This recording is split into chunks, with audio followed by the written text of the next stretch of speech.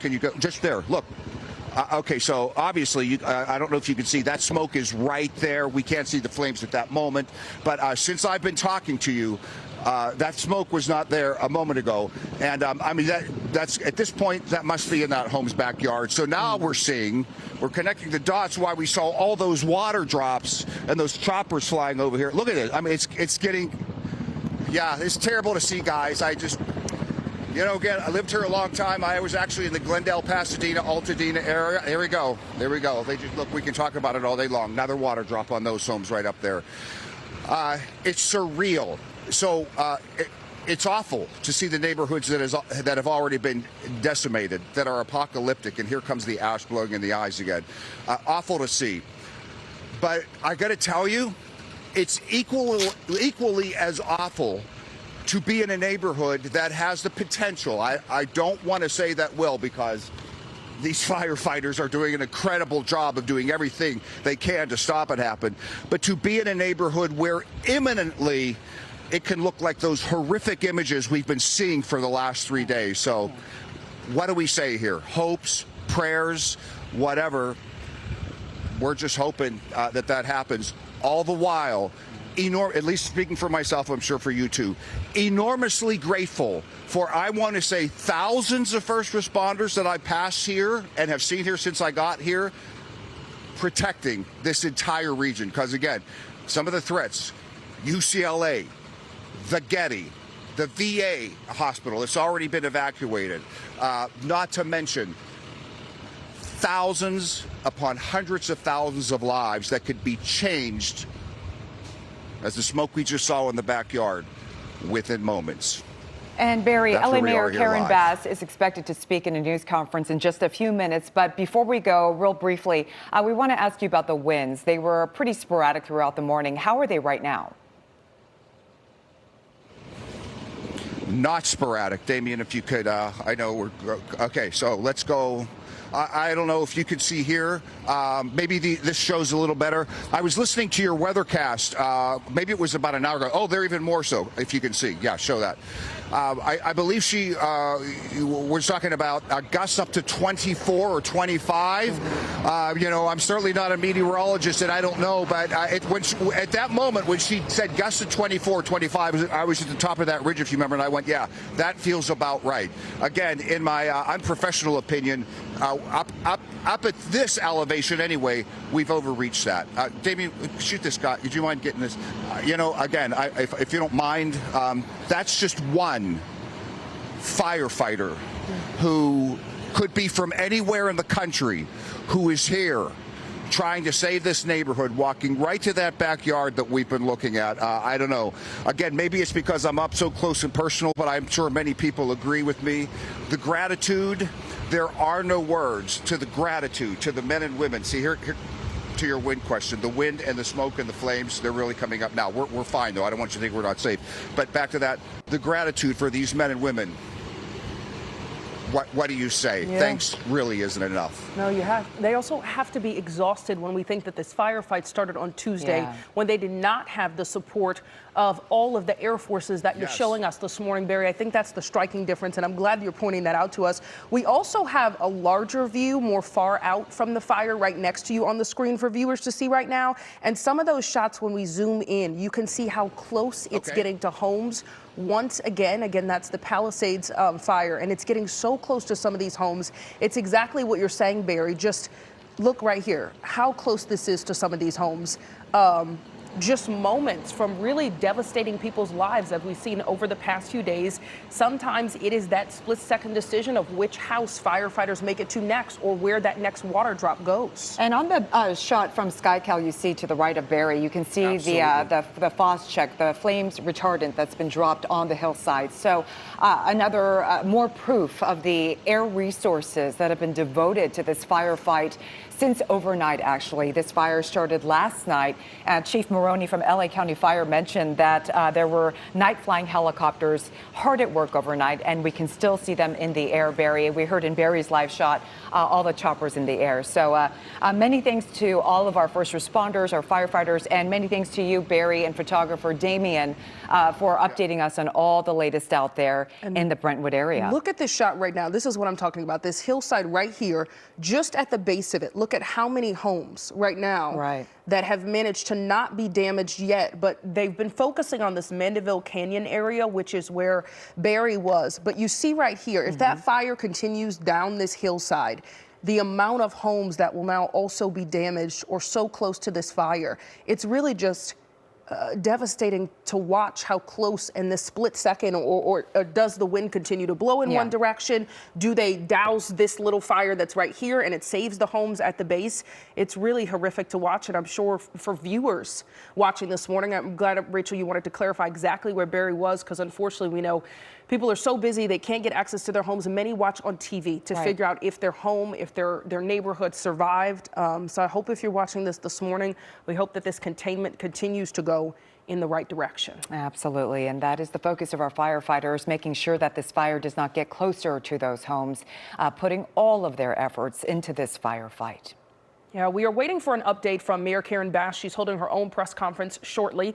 But, you know, something else we didn't talk about from the press conference that was big is that the sheriff said they're going to begin doing grid searches today to locate missing people. Right now, they say they have 13 missing persons report. They couldn't exactly say that those are related to the fires, but that is one of the issues. They are going to have members of a search and rescue team, as well as cadaver dogs, start to search the Palisades and Eaton fires and the remnants, and go through there, of course, to continue searching and see if there are any people or bodies they find that are left behind. Yeah, the Sheriff's Department, in conjunction with other local agencies forming these search and rescue teams, their basic focus, searching for remains and reuniting families. Like Sheba said, at this point, 13 people reported missing, but unsure if those are all related to the fires.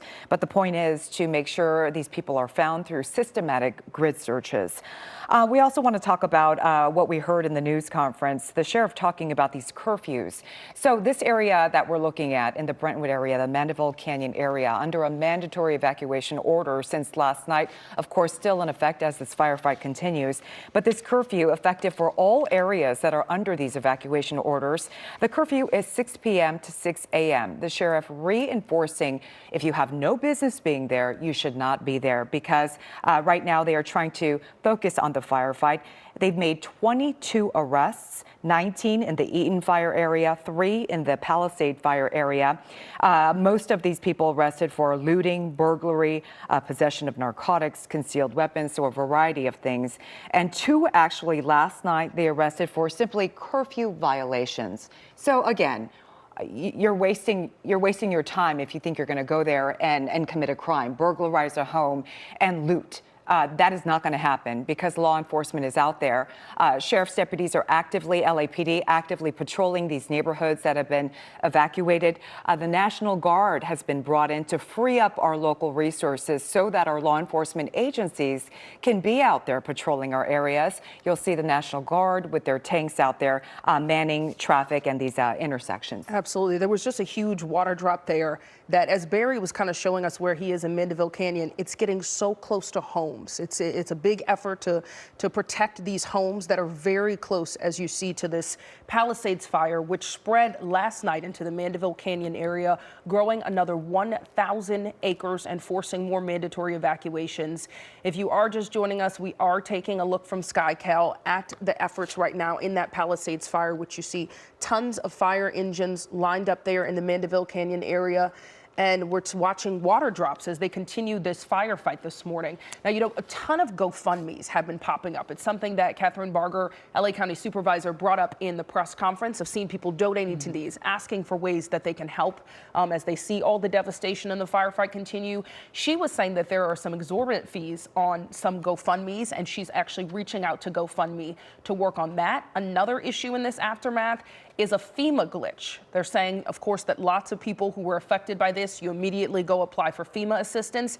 They're having a glitch on their website where if you have insurance, apparently, they're automatically denying your claim. So that is another issue she says that officials are in touch with FEMA about, because we know for those who have already lost their homes and lost so much in this fire, you are moving on to the aftermath of how you recover, how you survive in the days ahead without immediate things like your clothing and food, water, all the things that you need to survive. Look at this shot right here, though. We're looking at these flames just still burning so strongly in the Palisades fire. This is, of course, Sheba, not what we wanted to see, these flames flaring up again.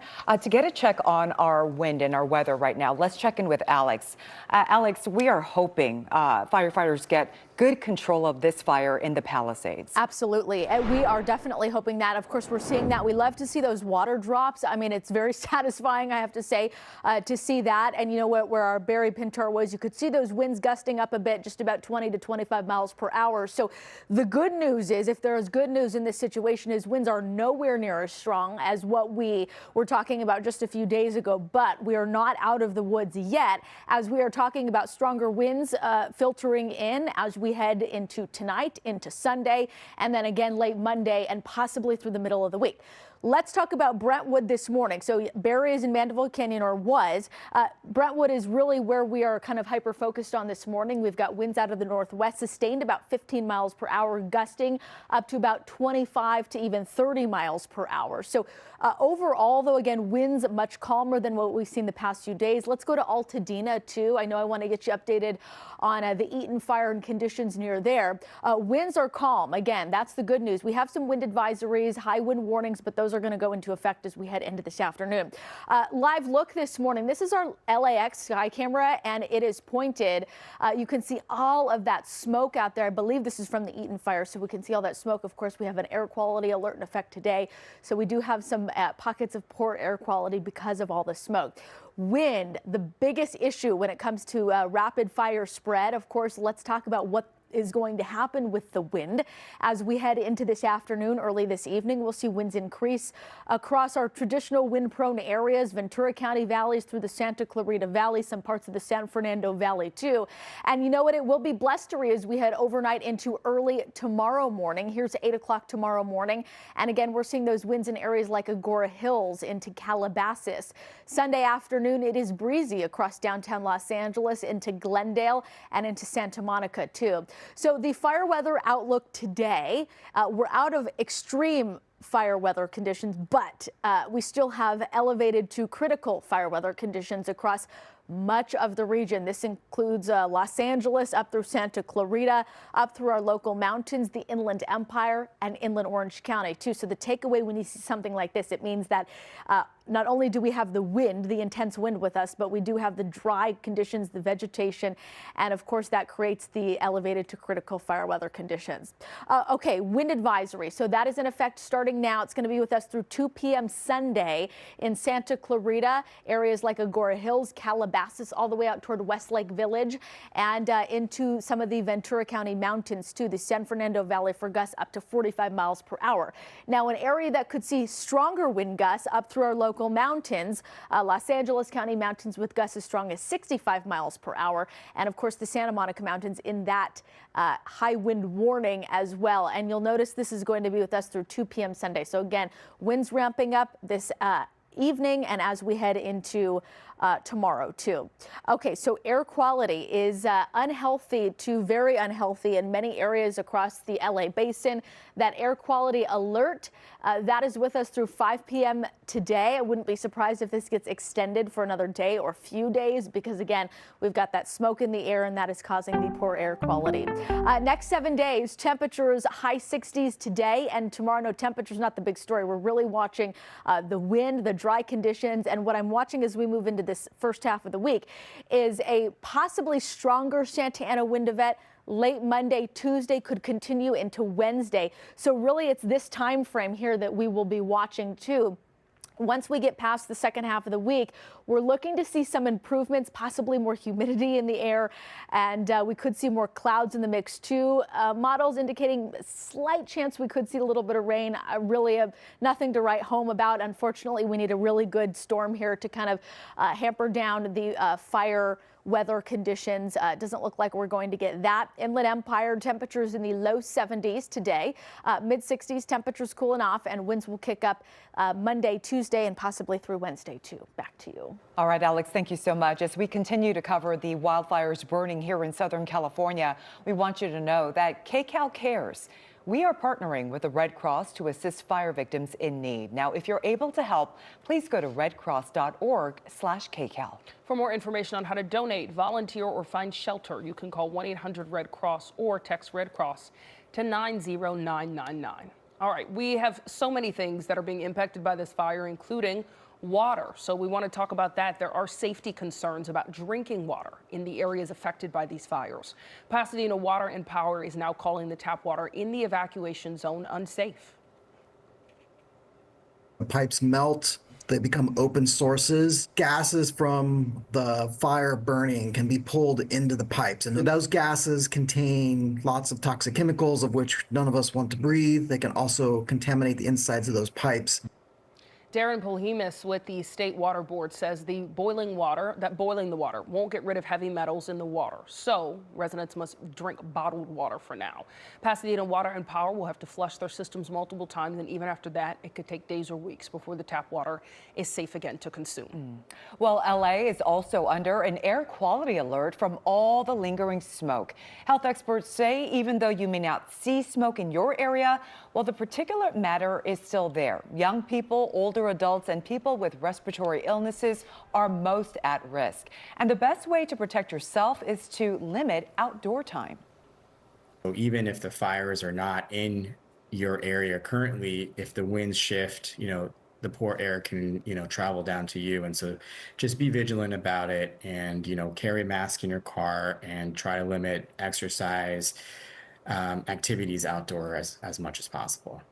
Also, remember to close your home and car windows and try to recirculate air in your car. Doctors say wear an N95 mask if you need it.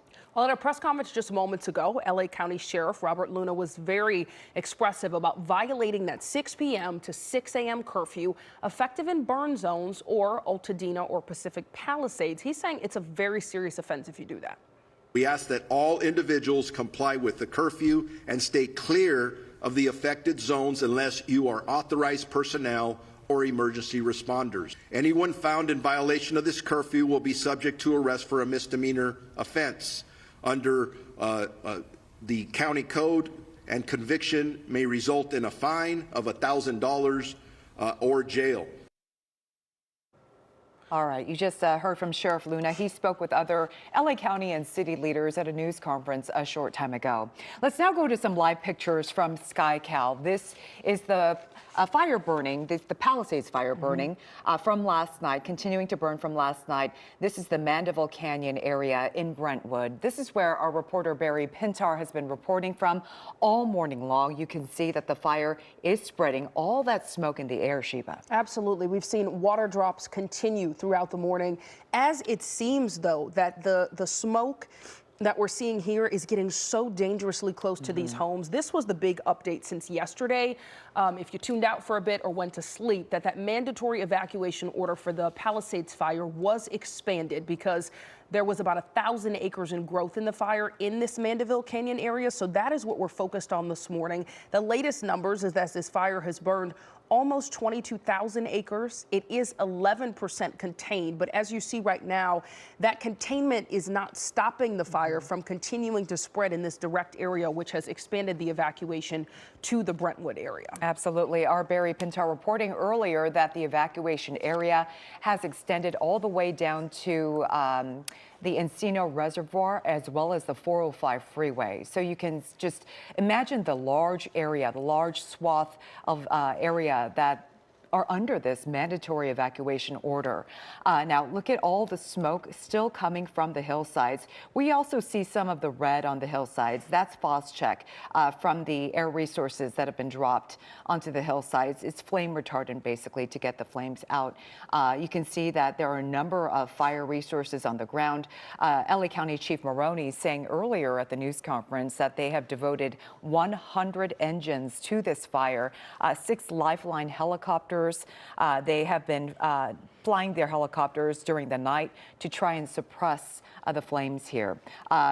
From the moment we saw Barry reporting live from about 5 a.m. this morning, correct, Sheba? This fire has certainly grown, unfortunately. What we saw in the beginning were maybe 2 small fires burning on the ridge line, but as you can see, that has significantly grown. Check out all that red flame retardant on the hillside. That is why we went on early this morning, because the fire continued to spread. And right now we want to also check in on the Eaton fire. We're focused on the Palisades fire because that's where the new evacuation warnings were. And as you can see, that firefight is very active right now. All right, we're also waiting for the mayor to give a press conference. So I believe she's stepping to the podium now. So let's get the latest from Mayor Karen Bass.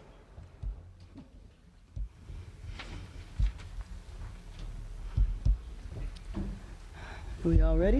Yep. Everybody in place? Good morning, everyone. Let me thank you all this morning. I want to especially thank our first responders, community members, leaders, everybody, as we continue to go through this crisis, this emergency. Here with us today, Fire Chief Kristen Crowley, Police Chief Jim McDonnell, FEMA Regional Administrator Bob Fenton, District Director Julie Klaus of the Small Business Administration, and for all Angelenos, we are hurting, grief, still in shock and angry, and I am too, the devastation that our city has faced. But in spite of the grief, in spite of the anger, in spite of the shock, we have got to stay focused until this time passes, until the fires are out. Now, we need to stay focused, but I will say that when the fires are out, make no mistake, we will have a full accounting of what worked and especially what did not. And I know that this is a top priority of the people that are here behind me and the firefighters and the first responders that are on the front line. There is nothing that I will not do for the city where I was born and raised. And I know that that goes for all of us.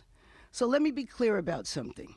The fire chief and I are focused on fighting these fires and saving lives, and any differences that we might have will be worked out in private.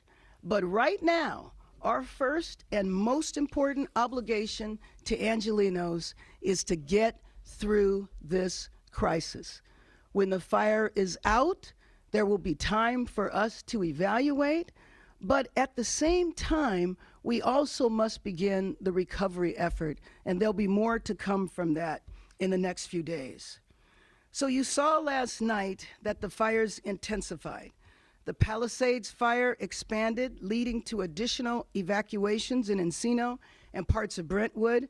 But despite the flare-up, relentless air and ground assaults has led to increased containment of the fire.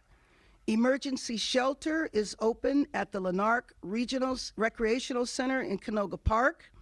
We are updating on lacity.gov with information about assistance and up-to-date evacuations. The Hearst fire is now 76% contained, and the Sunset fire is almost 100% contained. FEMA teams are on the ground providing in-person support, helping Angelenos apply for disaster relief at the Westwood Recreation Center and Ritchie Valens Park.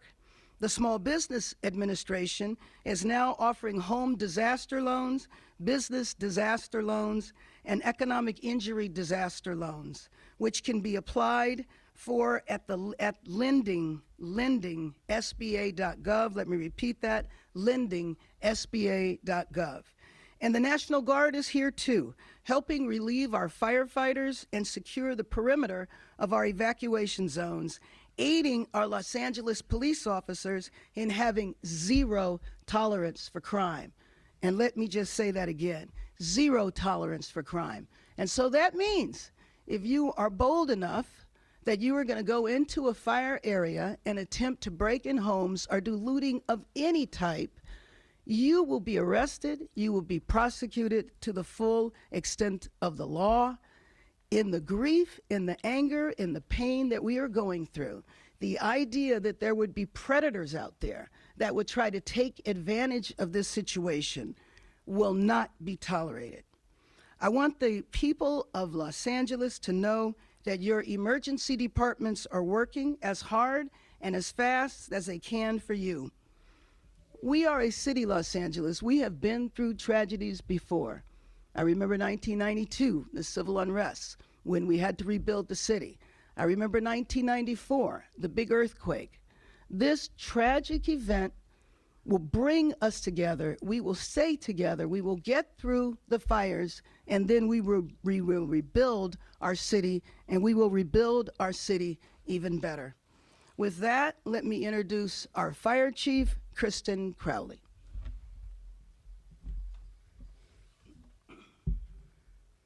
Thank you, Madam Mayor. So good morning, everyone. Thank you for being here. As Mayor Bass has stated, she and I met yesterday to discuss our shared priorities. Number one, first and foremost, we are both focused on our urgent needs to mitigate these devastating wildfires. Our top priority remains saving lives and protecting property. Second, we are committed to working together on community recovery and rebuilding efforts. Three, we are focused on building an LEFD that reflects the needs of the community we serve and which will prepare us for the many challenges that are ahead of all of us. I will now provide an update on the current fires. Palisades Fire. Yesterday evening, there was a significant flare-up on the northeastern boundary of the fire, threatening Mandeville and Sullivan Canyon areas. We immediately redeployed resources from the San Fernando Valley to begin evacuation and extinguishment efforts with a relentless air attack utilizing all available aircraft in the area. I can now report that we have increased the fire's containment from 8% to 11% with 3,712 personnel that are assigned to this incident. The fire is now at 22,660 acres with all evacuation orders and warnings. They all remain in place. The Hearst Fire, 799 acres, 76% contained. 2 structures were damaged. 305 personnel are assigned to that incident. Sunset Fire, halted, and I want to focus on that word, halted and stopped at 42 acres, 100% contained due to the due diligence of our first responders that are out there doing their work. Currently in a mop-up and patrol status and no active threat to the public. Now looking forward, over the next few days and into the next week, we will be facing another critical weather event. I want to assure the residents within our incredible city of Los Angeles that Mayor Bass, Chief McDonald, and I are in lockstep together, and that we will utilize every single resource at our disposal to ensure public safety and that we holistically protect Angelenos. Thank you, everyone. And next, I have the honor to introduce Police Chief McDonald. Thank you, Chief, very much. As we navigate this challenging time, our primary focus remains the safety and security of our community. We're committed to protecting lives, safeguarding property, and maintaining order in the areas affected by the fires. Determining the cause of these fires is critical, and to that end, Mayor Bass, Chief Crowley, and I are announcing, in conjunction with our partner agencies, the creation of the Los Angeles Regional Wildfire Investigative Task Force. This task force is made up of local, state, and federal partners designed to investigate the cause of these fires and to see if there's any connection between them. The task force will be made up of, or is made up of, investigators from the Bureau of Alcohol, Tobacco, Firearms, and Explosives, CAL FIRE, the Los Angeles Fire Department Arson Counterterrorism Section, Los Angeles County Fire Department Arson, Los Angeles Police Department Major Crimes Division, and the Los Angeles Sheriff's Department Arson and Explosives.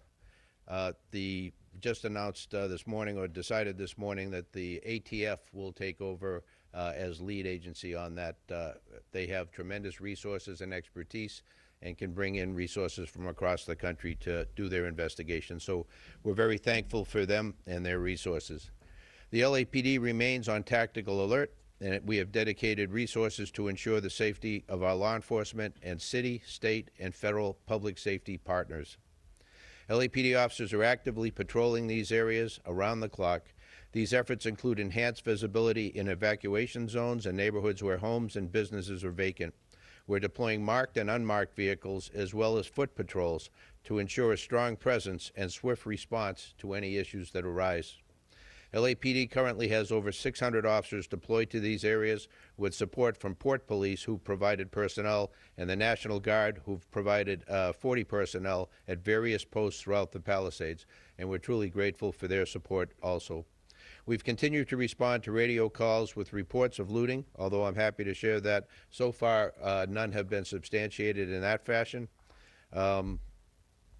Let me be clear on this, and the mayor just talked about it. We do have a zero tolerance policy for anybody attempting to exploit this crisis. Looting and other illegal activities will not be tolerated, and we've taken significant steps to prevent such behavior. Additional patrols are actively monitoring evacuated areas, and we've implemented a system of surveillance and rapid response. LAPD is enforcing a curfew in Los Angeles City areas where mandatory evacuations are still in place.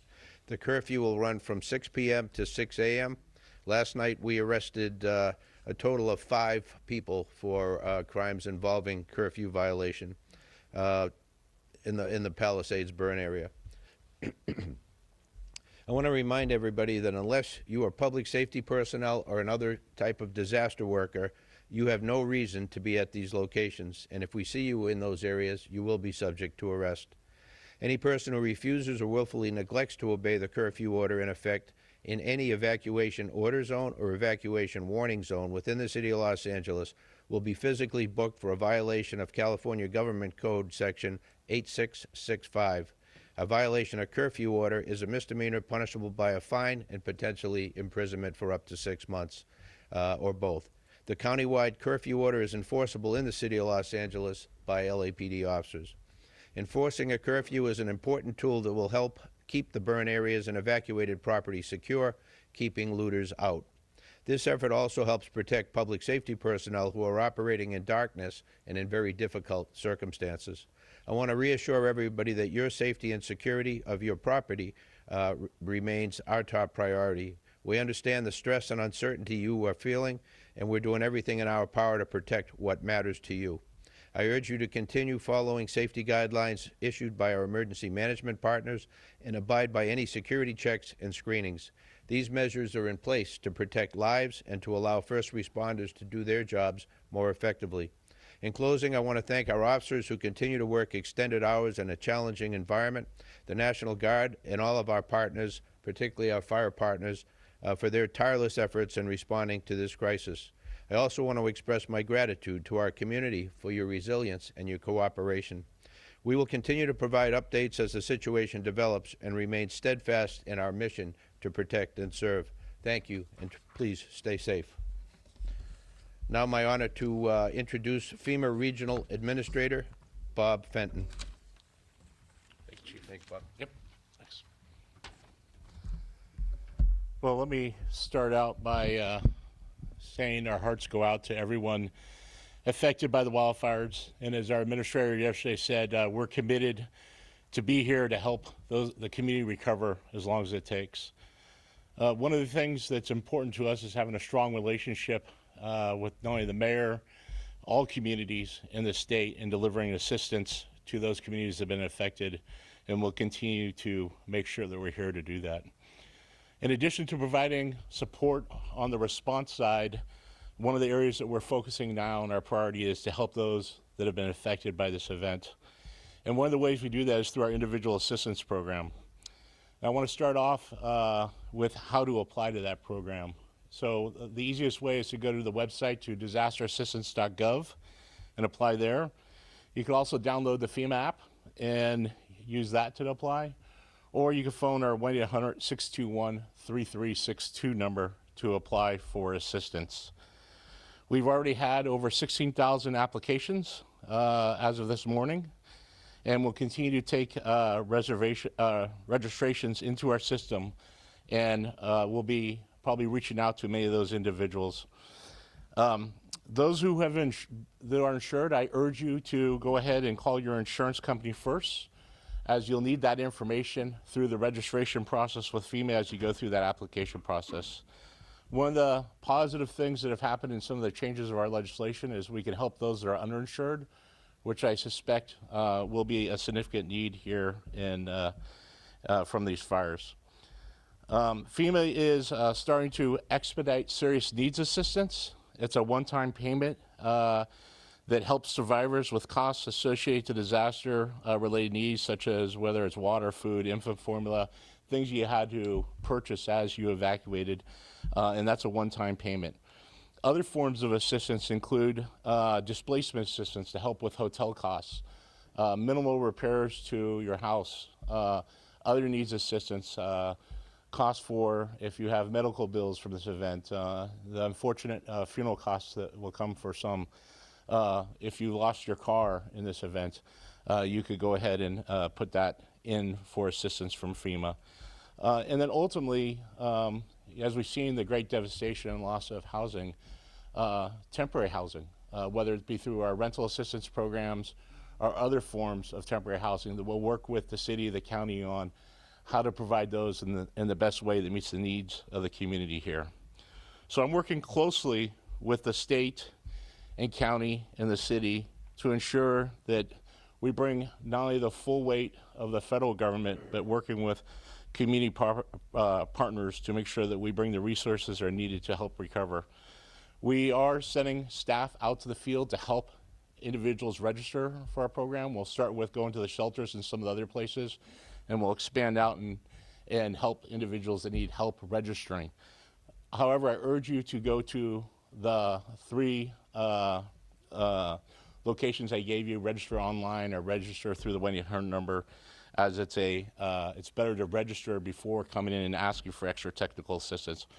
Ultimately, we will work with the county and the city to set up local assistance centers where we'll have in-processing centers to help with your application. Lastly, I just want to continue to reiterate, we are here for the long term. We're here to financially support the response costs and to help individuals recover from the fire, and have the full weight of the federal government behind me to support any needs that the state or the county or the city have in response to these fires. Thank you.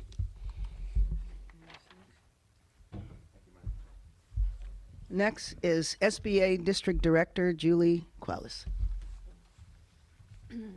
Thank you, Mayor Bass. Thank you to all of our government officials, FEMA, and especially our first responders. Thank you so much for everything you are doing for the community. For those that are affected by these fires, my heart is with you. My team and I live here. We know what the challenges are ahead, and we're here to help you through that recovery process. SBA's disaster loan programs are open. They've been fully activated, and they are open, and people can apply today. The applications are available for homeowners, for renters, for businesses of all sizes, and for private nonprofits here in LA County. A quick overview of the programs for you. The disaster home loan program is loans to renters or homeowners to repair or replace disaster damaged real estate and personal property, and this includes automobiles. Loan maximums are $500,000 for real estate and $100,000 for personal property, and this is for uninsured or otherwise non-compensated losses. Business physical disaster loans are also available for businesses of all sizes to repair or replace their disaster damaged property, including the real estate, inventory, supplies, machinery, and equipment. Businesses of all sizes and nonprofit organizations are eligible to apply, and the loan maximums are $2 million. Economic injury disaster loans are available to small businesses and nonprofits as a way to provide working capital to help them meet their ordinary and necessary obligations that otherwise could have been met but for this fire. Loan maximums for this program are $2 million. Interest rates are extremely low, under 4%, and in some cases 2.56% for homeowners and renters. We have a 12-month deferment on interest and payments, and we are in process of setting up some centers, but everyone is absolutely eligible to apply online today. SBA.gov/disaster will take you right to the info page and application. Also SBA.gov, we have banners on our homepage to direct you right to these resources as well. And you may also reach out through our customer assistance line at email box, at disaster customer service at SBA.gov. Again, disaster customer service at SBA.gov. And we also have our cadre of business advisors through small business development centers, women business centers, veteran business outreach centers, and SCORE, who are all over the county with free business assistance ready to support any business concerns you may have, from recovery and rebuilding to applying for any of the assistance we talked about today. Thank you.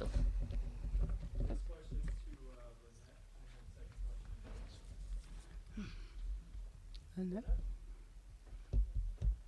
Who is Lynette? Oh, there you are.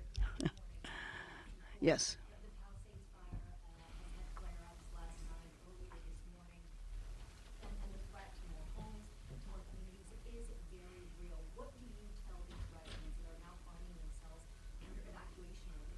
Well, you know what? I think that the people in Palisades and in most of the areas have been doing everything they can. They've been responding to the evacuation orders. I think that is critical that they do that. We know that those people who stay behind might not be able to get out. And I think that it's important that people pay attention to that. The good news is that the fires have been slowly being contained. I know that the Palisades area is one of the ones that is the most vulnerable for the winds to continue to spike up. And it's anticipated that the winds will kick up again at the beginning of the week. So having National Guard there, having law enforcement there is going to be very critical, because not only do we have to protect ourselves from the fires, but we also have to make sure that no one goes up there and attempts to loot, attempts to do anything that is inappropriate in the areas. Well, they need to pay attention to what the orders are. You know, in some of the areas they've been told to evacuate. I know that west of the 405, people are supposed to evacuate. I know east of the 405, it's a warning. So I think people need to pay careful attention to what the instructions are. And please, please, please not try to wait out the fires.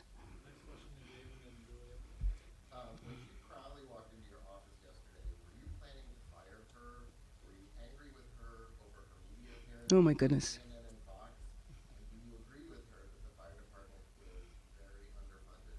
Let me just say that, as you see here, the chief and I are lockstep in our number one mission. And that mission is to get us past this emergency right now.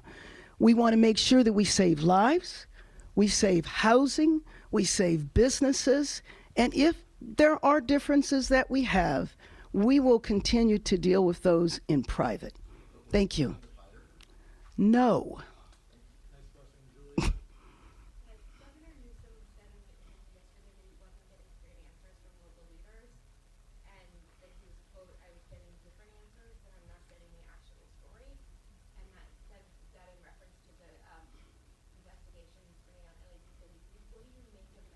First of all, I have no idea as to what he means when he says he's getting different answers from different people. But I have to tell you, I have a lot of concerns about every step of what has happened over the last week. Again, we have to stay focused on the number one mission, which is getting through this crisis, keeping people safe. Examining what happened, I want a full investigation of every level. So I'll follow up with the governor to find out exactly what he means, but I do not know.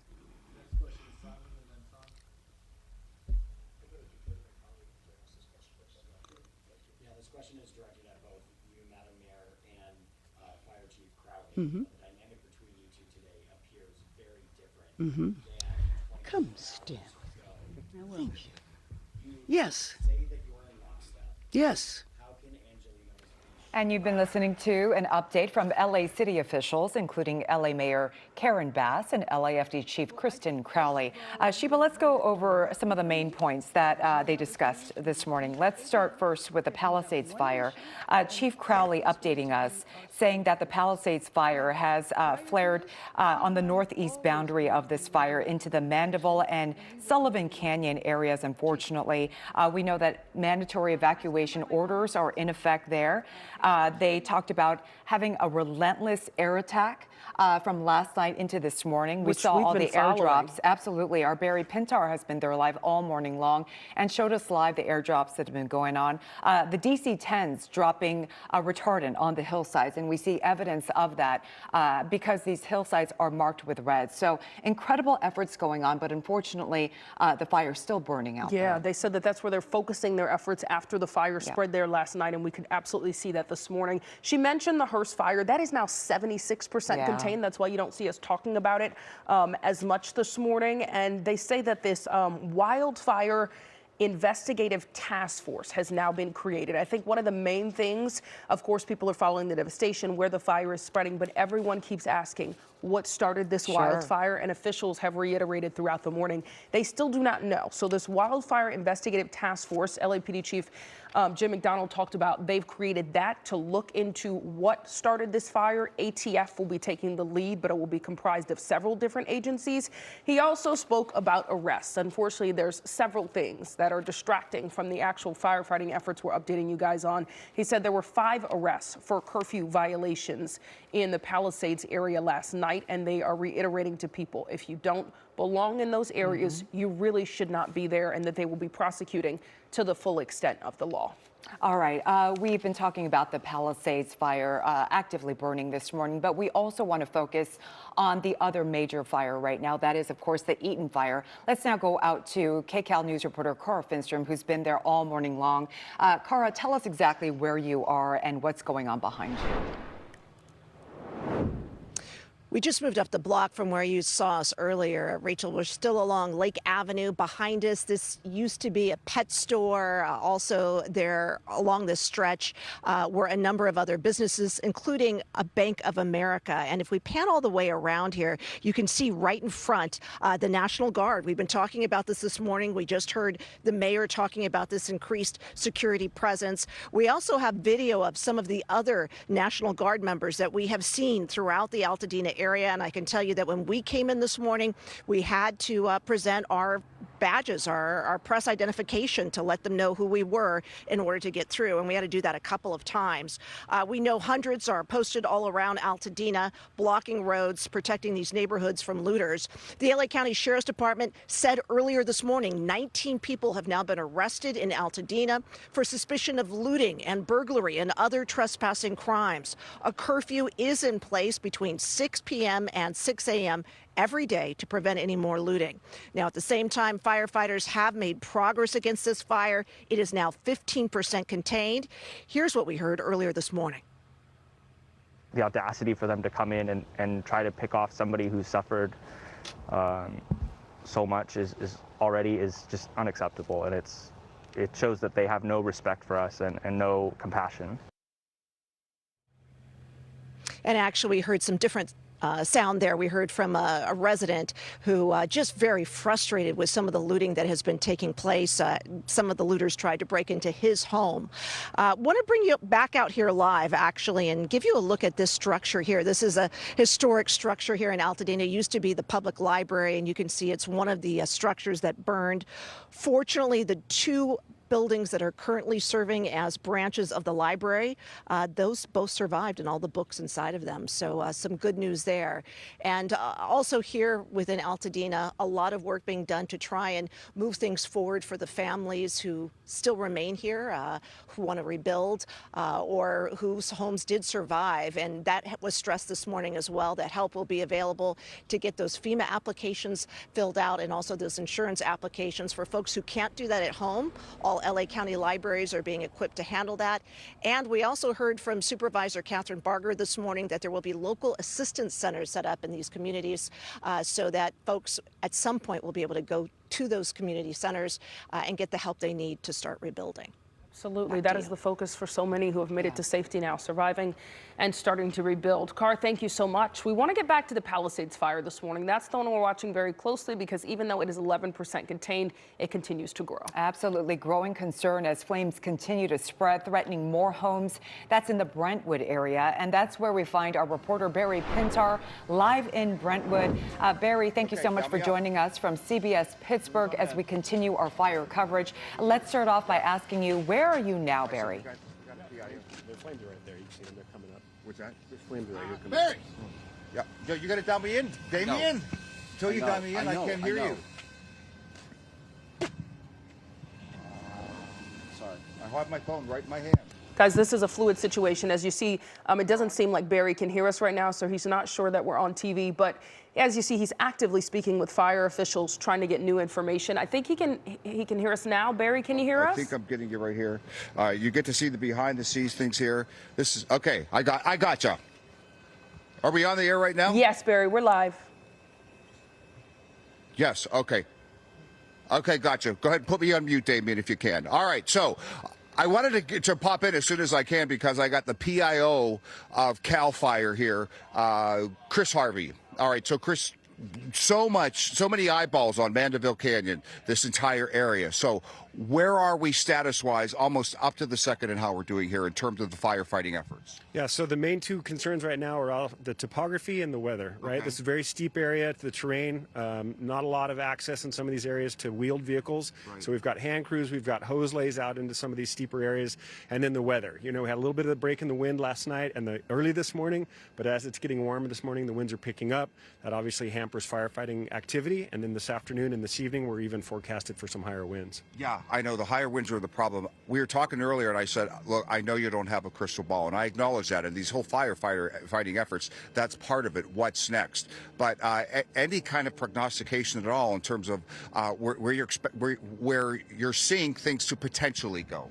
Well, I can say this. Driving through this neighborhood this morning, we've got crews positioned throughout this neighborhood. We do have a good water supply. As you can see, we've got charged hose on the ground. Right. This particular house we are now has a swimming pool with a pump in it. A lot of these homes with swimming pools, crews can access water from the pools. And so we've got, hand crews, like I said, on the ground. We have fire engines, and then we've got this, heavy air attack that's also helping us out here. Yeah, one last question. Damien, if you could just shoot down to this neighborhood. So we're seeing a lot of structures, a lot of homes. What is and as we look up, we can see, is that, this is for my information, are those hills burned already, for lack of a better way of saying it? And is that a good thing or bad thing? And I see a lot of lush greenery coming up to the back of those homes. I'm imagining that is somewhat of a challenge because we're seeing a lot of fire mitigation going on with a lot of the crews. Yeah, so you can see specifically where we're talking about now, that farther hillside has been burned, and then you can see that stripe of retardant right down the middle of the valley there, where they've dropped heavy retardant drops down there, and then the fire on this side of the ridge that's burning up the ridge towards us here. So again, crews positioned throughout this neighborhood. I do know that we have a good water supply. I've seen a lot of engines hooked to hydrants with full hoses, and so I feel like we've got a pretty good presence in this neighborhood, prepared for whatever the weather may bring us, the main thing. All right, Chris, thank you very much for your time. I really appreciate it. All right, guys, so, one of the things that I'll show you that I find it interesting that Chris talked about, Damien, if you have to stand there, you're mobile? Okay, so a lot of these homes, we are in the backyard of a home, and as Chris just talked about, there's a swimming pool right here. Okay, this is a person's home who lives here in Mandeville Canyon in Brentwood, and you can see this actual pump right here with this blue hose going into the pool, and then this yellow hose going out to the patio. And look what we're seeing on it. I don't know, I'm not sure. Actually, Damien, since you're live, why don't we just pop out here? You can see firefighters here working to save this area. Okay, now as we pan down there, what are we talking about? Look, there's a flames right, what is that, a football field away from the patio that we're standing on this home, again, with this extreme terrain. Now, as Chris pointed out, in terms of fire mitigation, if you pan over this way here, you can see those trees that almost look like autumn. There has already been a drop of, what is it, Chris, fire retardant? Is that, Chris? What do you call it? Fire retardant? What would you call that? Down in the valley, that stripe of the dark red that you see, that's a retardant drop that's been made directly up the valley here. And so that's designed to create that fire break along that valley's edge there. So you can see the color in the trees as the retardant drop. Yeah, that's fascinating. And now these choppers that we're seeing, and then I will let you go, I promise. These choppers that we're seeing, they're doing water drops. Is that right? That's correct. So they're going to water drop. We get this kind of circular pattern. This is the first one you're going to see. And if we stay on the shot, there'll probably be 2 or 3 more behind them. They go, they pick up water, they fly in the circular pattern. He's going to drop right here in front of us, I'm sure. And they're just going to keep coming through here to keep this knocked down.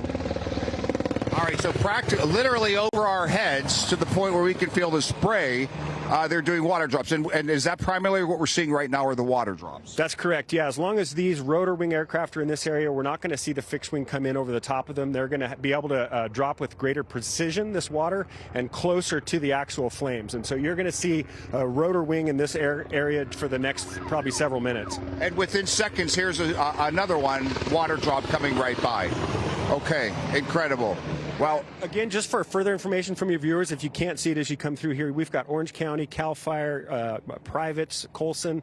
You've got a lot of different agencies' helicopters that are here right now. Ventura County Fire has a helicopter. So as you can see, there's a lot of different agencies that are involved in this water drop right now. Yeah, amazing. All right. Again, thank you for your service as always and all that you all are doing. What an incredible job. I'll swing back that way because, they're amazing that, as Chris explained to us, as all of these houses are in danger, not only and here comes another one. You don't have to turn around, Damien, but here comes another drop, one after the other. But on top of all that, new information to me, for lack of a better way of saying it, they are actually tapping into the pools of some of these homes to help fight these fires. So an incredible effort going up here to save this neighborhood, and to my knowledge at this moment, no homes have been lost.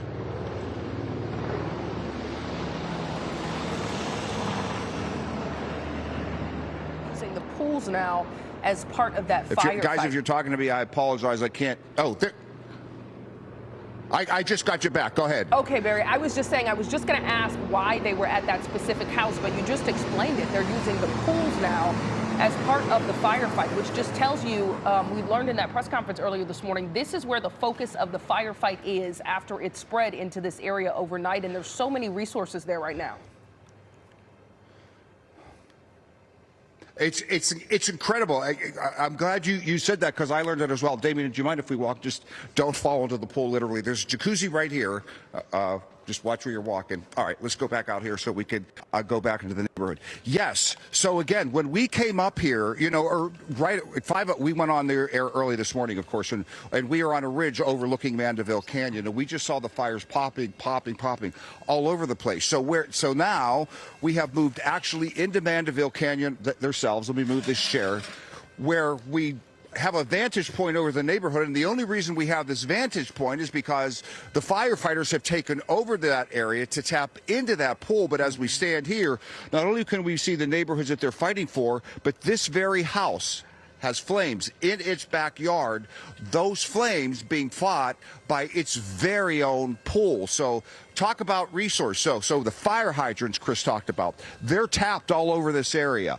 The water drops we're seeing within seconds of each other, in addition to swimming pools. So, yeah, they are doing everything in their power to fight these fires. So, again, as of this morning, 10 additional air assets were taken from other locations and brought here to fight this fire, as well as 2 field crews. And, again, if you saw earlier the live shot we did, these streets are lined back to back to back with firefighters and fire vehicles to save these homes. And so far, I'm happy to say, so good. But even as Chris talks about, okay, we see these palm tree leaves right here. The unfortunate thing is this, what you're seeing right here, the wind. The wind is blowing. So as they're trying to fight these fires, and as we know, again, I've mentioned it before on Tuesday, not what it was Tuesday and Wednesday when we had Santa Ana winds with gusts up to hurricane force 100 miles an hour.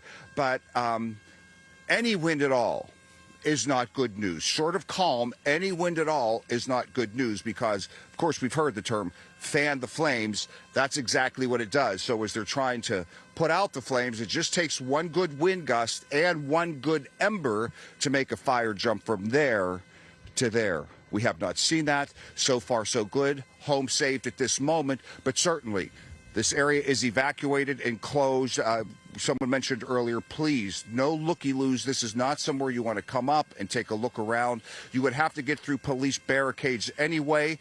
And within the last hour, we saw that they are letting some residents back in with police escort if they need something vital, like a prescription. Other than that, you just can't get up here. But it's looking pretty good in terms of this hour and saving this neighborhood. Back to you. And Barry, I tried to ask you earlier, but I know you were having IFB problems. Can you tell us exactly where you are so our viewers at home can get an idea? Yeah, so, you know, if you go up Sunset Boulevard, you know, the name of the street escapes me. I'll have to check and let you know. Last time we were there earlier. If you remember where we were last time at that intersection, and I said, look down this driveway, you're going to see all that smoke. It looks like there's a fire in that backyard. We are actually now physically in that backyard from that location where we were earlier. But if I can be specific, if you go all the way to the top of Mandeville Canyon, we're 6 houses down from the top of Mandeville Canyon where you can enter the park and go on the trail. So pretty much as high up as you can get is our location right now. I believe earlier you told us you were at Westridge and Cordelia Road. So, yeah, thank you for that. Gives us a good perspective, exactly what's going on and where. Yes. That's exactly where it is. And again, yes, we know you're moving very quickly that, yes. following that firefight. Barry, thank you so much. We know that Barry went into that home because firefighters are actually tapping into the pools in some of those homes in Brentwood to help with the firefight there after that Palisades fire expanded into the Brentwood area last night. Yeah, Chief Crowley gave us an update a short time ago at a news conference saying that the Palisades fire has now burned up to 22,000 acres, 22,000 acres. And overnight, this fire has flared up into the northeast boundary of the Palisades fire. So this is the Mandeville Canyon and Sullivan Canyon areas, the Brentwood area, which is currently under a mandatory evacuation order. Absolutely. You know, in that press conference, Mayor Karen Bass got several questions about her relationship with Chief Crowley. Of course, that sparked last night after neither one of them showed up at a press conference. They did say that they met in private, but she really deflected from the conversations around the politics and anything going on between them, saying that the focus is on the firefight and getting this fire put out right now. And we are turning over to CBS programming right now, but you can keep watching our live continuing coverage of the Southern California wildfires on KCAL, kcalnews.com, also streaming free on CBS News Los Angeles.